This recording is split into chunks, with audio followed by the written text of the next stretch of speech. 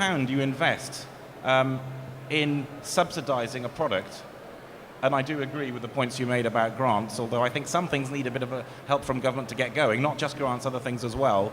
But in terms of late, short-term, medium-term and long-term, if government spent that £1 instead in actually supporting the factory that's making those products, the effect of that £1, of that taxpayers' money, would be 50 times more effective, because it's much, much earlier on in the value chain before you have the middleman and everybody else who's trying to make a profit on that technology, on that component or the whole part that gets to market. So if we think about using our taxpayers' money effectively, maybe we shouldn't be subsidizing the product in the shops, but we should be subsidizing the people who are making the products. Thanks.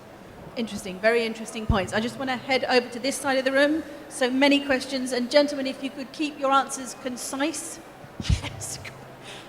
Very hard, so much to talk. Concise. Hello, panel. Thank you very much for your kind words and helping us all understand the issues a bit more. I wonder if you could all comment on the news from yesterday about the EPA designating CO2 a pollutant at long last.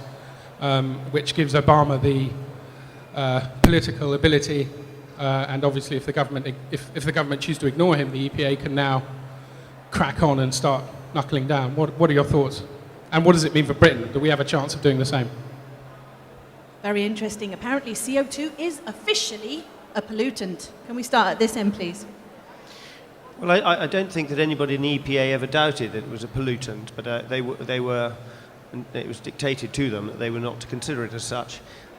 It's a huge relief, obviously, but I think it does have a big impact on everybody else. If America's on board, then it makes much easier to drive through any political initiative, and it gets the financial world community to think more seriously about anything to do with decarbonising society.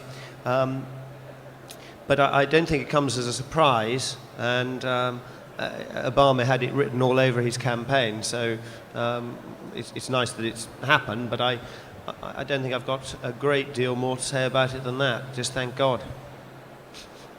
I think likewise, a case of the fact that we're finally putting it down in black and white is raising it. Whitehall runs on black and white pieces of paper. We actually have to make these statements, and the governments need to make these statements so that everybody is aware of them.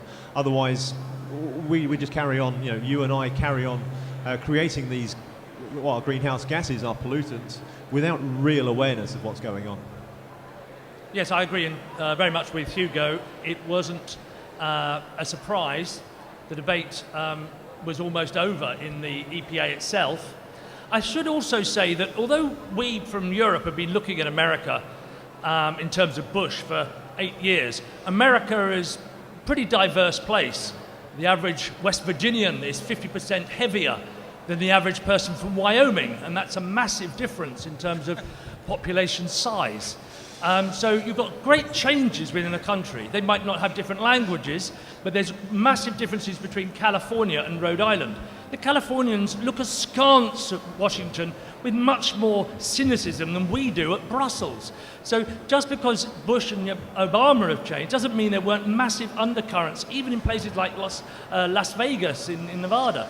So these things are good news. It makes a sweeping change.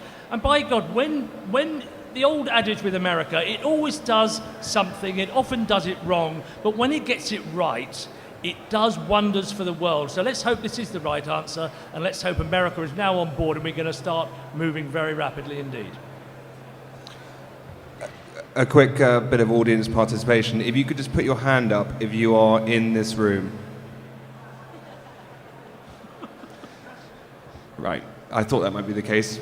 Apart from that man over there who's still got it up, you can put it down now. The reason being is awareness. We're all trying to understand the green issues. Now, the politicians understand that obviously it's very important to us, otherwise there wouldn't be people in this room. Now, the EPA's decision to obviously make this announcement yesterday is great news. In my mind, it just increases the awareness. We know that Barack Obama has got a very, very strong stance on the environment and decisions that he wants to do to obviously lower carbons. And I think this should be wholeheartedly supported, because a lot of people don't understand what we are doing to this planet. And we put it in black and white, then it might help a few of those people to learn a little bit more. So I think it was a good decision. What can you say?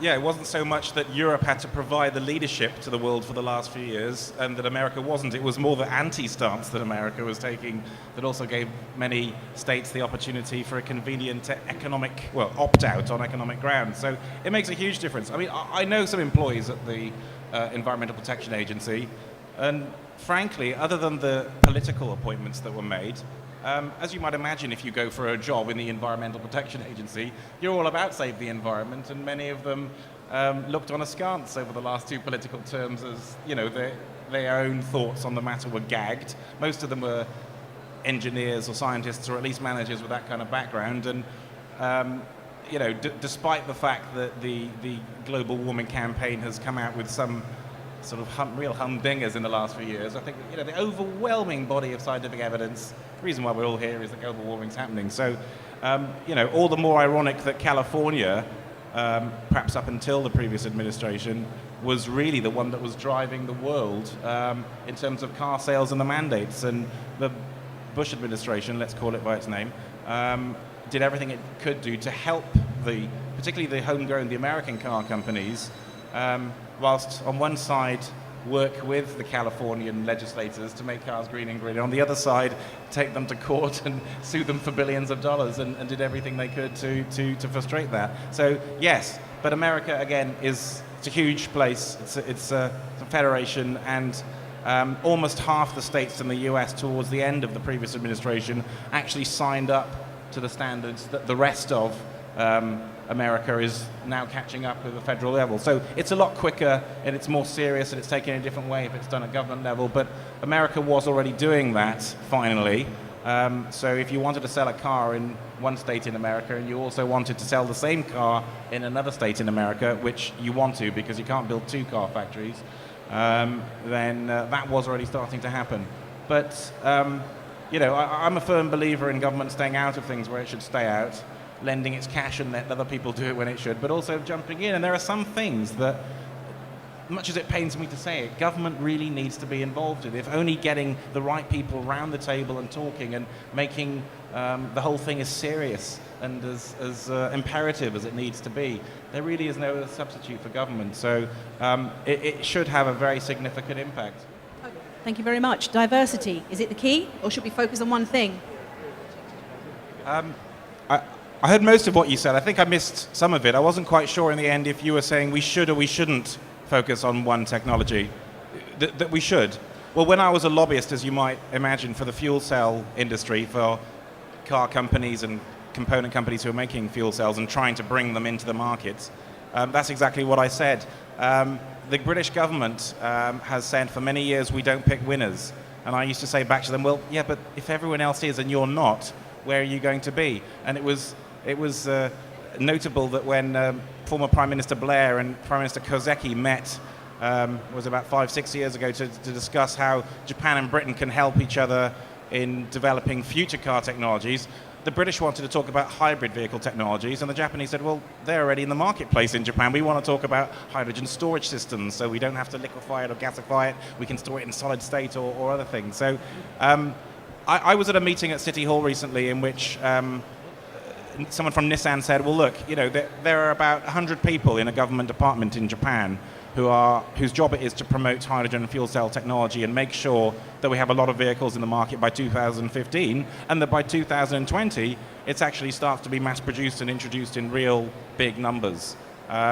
Whereas in Britain, you know, we've got one person in our government department, and I think we still spend less than Portugal in developing the technology, which ironically we invented in this country over 150 years ago. So yes, it's difficult for government, but particularly when government employs a lot of civil servants who may get stoned for saying this, but who've been educated in classics in Oxbridge rather than engineers who maybe understand the way technologies and industries develop a little bit better and realize that you can't predict the future, but you have to give yourself as many possible pathways now to get to a future that is sustainable.